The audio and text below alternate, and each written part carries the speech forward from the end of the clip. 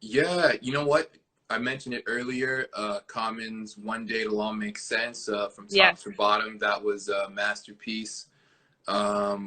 Method Man's "To yeah, Supreme that was amazing. Clientele, Ghostface, Cypress Hill's "Temple of Boom." Yeah. You know what? I think might surprise a few people, even kind of getting out that genre. Fiona Apple is one of my favorite writers. Okay. I think Title. But yeah, I hip hop. There's too many albums to really narrow it down. Most Def's Black on Both Sides. Oh, Uh, that's a very like that's like a must yeah, listen to, honestly. absolutely. That's a Yeah. staple. To me, if you haven't It's up heard for that me. and you say you're a hip hop head, then I don't know Yeah. what to tell you, man. I don't know what to say. It's like you have to learn the basics too. Like it's not like what's up, Larina? It's not you can't say you love hip hop and just say like, oh yeah, Mos Def and maybe even like Mobb Deep Shook ones. Like, okay. Exactly. But then again, what more, Exactly. What more do you bring to the culture? Absolutely. Absolutely. So so in terms of the elements of hip hop, in terms of like what you bring into the video, what is the most important thing that you want to achieve or that you want to bring out through your music? You know what? One thing I feel that's lacking, and this may sound corny and cheesy. I apologize in advance. Do not apologize for that. You know Do what? not. Just the love, man. I think that element of hip hop Oh, is really missing. It's certain aspects where you hear the misogyny, putting down so many different things. I really feel that there at one point there used to be that aspect, when you had the NWA, there was Tribe Called Quest, and it yes. was just different. There was, I want to say, it was more balanced, and I feel right now Yeah. that balance is kind of, everyone's in the kitchen stirring over those pots right now. So Yeah. I feel that part's missing a little bit. So that's gonna be my contribution going forward right there. Cool. I mean, I think it's really important to talk about it because like it's true that hip hop, especially in Canada, and I mean, we're in Montreal and we're like our radios trying to promote a lot of Montreal, but we go outside too to, because we don't have a lot of anglophone hip hop either. Not enough that blows, so that's why we want to link up. So like do you feel like it's also a problem in Canada to get that reach if you're not like a trap artist talking about cooking and money and bitches and stuff like that? Yeah, a thousand percent. I grew up. I was lucky to growing up right behind Yorkdale Mall in this secluded area. But legends were there. I can see Howie T, Mm, and members from Ghetto Concept like right across my street. So before it yeah. even whatever, people were literally exercising this on a day to day. So I was very fortunate to go catch a cipher, just leaving my backyard on the way to school, so to speak. But yeah, in terms of just the sound now and trying to get it heard, it's very challenging. Not just in Toronto, but I feel just in the Western world right now, it's kind of Mm, a thing where the new wave isn't something everyone can really hop on. For me, that's something yeah. I really wouldn't want to do, but it is what it is. You keep grinding, you keep going, and I know there's an audience there. So you feel like it's more like it's the audience that's being a challenge to you more than like the fact of actually doing it. You know So what? it's I not. I feel the audience definitely. I think they want it. You know what I mean? I think they want it, and I think it's kind of just finding your own kinfolk, so to speak, and people Mm, like yourself that are keeping an ear out and not really waiting to see who else is going to dip their foot in the pond to see if it's cold and hot or not, and people just making up their own minds and saying, "Yo, I'm gonna rock with this. I'm gonna rock with this," and so kudos to yourself, and I'm hoping there's more people like yourself that are going to take a chance on someone that a lot of people may haven't heard of before. So I mean, that's actually our mission too. And like me specifically, I'm gonna go abroad, not just Montreal. But I mean, the goal also is to shout out the people that are in there that are trying to do something and trying to bring back the real hip hop, because there's a huge trend, and I don't know how it is in your circle, but there's a huge trend around me where people are saying hip hop is dead. So how do you feel about that? You know, definitely not dead. I feel you got to dig a little bit more right now. There's a lot of dope artists that came out in the last 7 years. Myself personally, I've Yeah. never gone without a year and said, "Oh man, there's nothing I can't listen to." And I think just my circle of friends being like, "Yo, have you heard this? Have you checked this out?" And just word of mouth that way. But it definitely isn't dead in terms of going on TV and maybe clicking, you know, the station on certain channels. I can see where that would be a little bit hard to really get that boom bap, but it's there. Mhm. It's there. Yeah. It's there. And you feel like, do you have like this idea in your head where like that specific thing, that certain something, or that certain like process or progress would actually bring hip hop to another level, or bring like back a communal sense, a community sense like they have in New York that we don't have here in Canada? Well, it's crazy you bring up New York. You know, a lot of New York is sounding like Atlanta. It's sounding like down south, where I feel that's kind of like different waves right now. Yeah. There's Atlanta's some, blowing. sorry? Atlanta is blowing up. Like a lot of hip hop's coming out of Atlanta.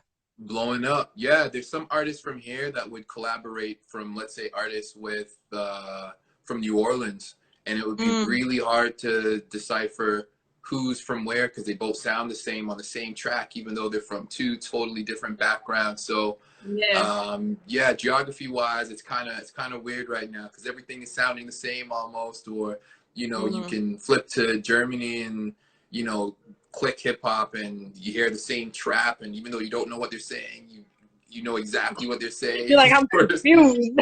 Yeah, exactly, exactly. Mm. And do you think like it's a problem, or it's just like a matter of us adapting to the fact that hip hop is that much international nowadays? I don't know for me if it's a say it ain't so Joe moment, you know, where I Mm. don't want to believe that no one doesn't like authentic rap or someone with their own story. Yeah, I believe it's there. I think it's gonna come to a point where people, I think a lot of people are already fed up, to be honest, you know. So, yeah, it's just more plugging Fed away. up of which part? I think frustrated just with the selection they have. You know, Mm. I think people are very conscious about what they eat, what they drink, and that shouldn't really change even what they listen to. So I think people want something healthy. They want something with some nutrients and vitamins, something that can Mm. really help the That soul, the so to good speak. soul food like Erika Badu does. Yo, absolutely. Well, I mean, it's just that, like when we speak about common, and when we speak about like more conscious hip hop, and then we talk about like a little bit more like a healthy living, Badu is kind of like one of the impresses of starting that whole like uh uh even if like I just had a bell of like please God, what's today's mathematics. So it's like a really another level to hip hop where it becomes spiritual, you know. Thousand So you percent. think that bringing hip hop to another level, to the level of what people actually need rather than what they want and what they've been fed, is like the best.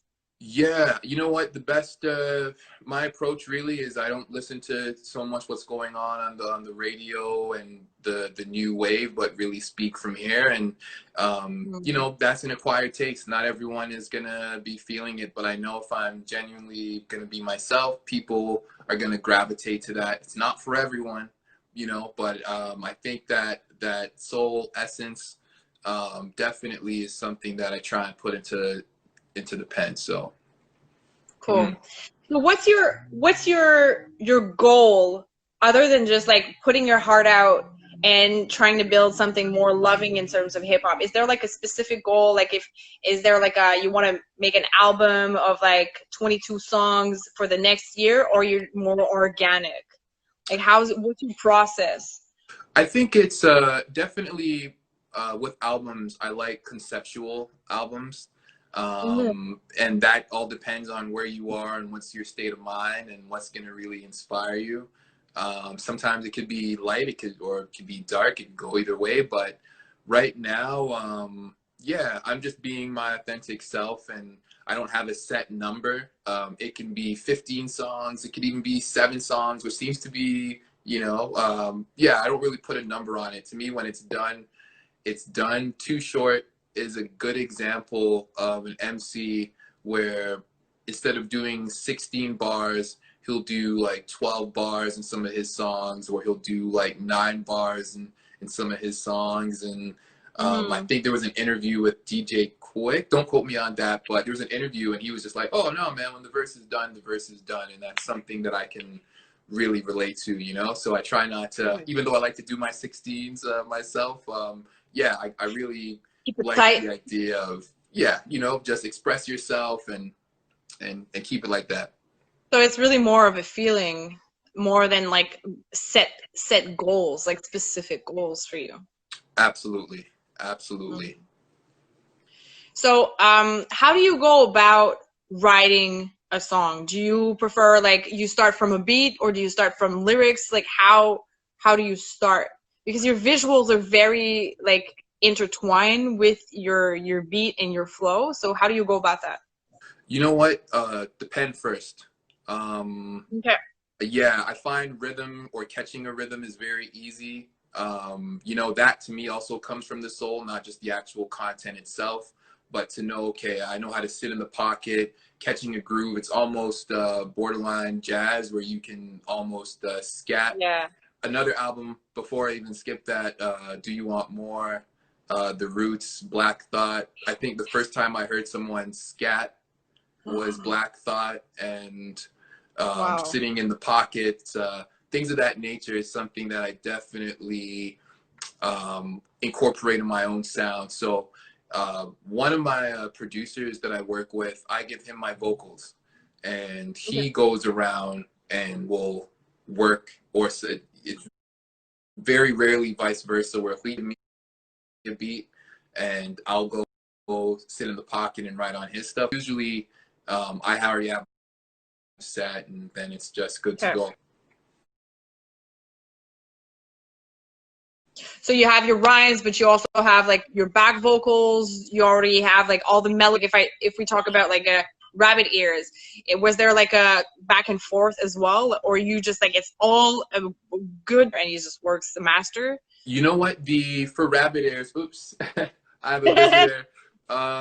Yeah, for rabbit ears, definitely the ad libs are all freestyles. I don't like to write my freestyles. It's something where it's a feeling. If I feel it's missing a certain area there, yeah. But other than that, that was a couple attempts. I want to say, get my cat out the way here. Come on, wants to be interviewed. Wants to be interviewed. But yeah, I think definitely, yeah. I'll go in there with an idea. Put it that way, and then that's a clean slate, and I'm not above any critique, where if the engineer that I'm working with feels that, what, maybe try this, I'll try it, and see if it works too. But yeah, for the most part, I got the idea. I got the recipe pretty much. If someone wants to add a little spice or throw in a suggestion, I'm open for it.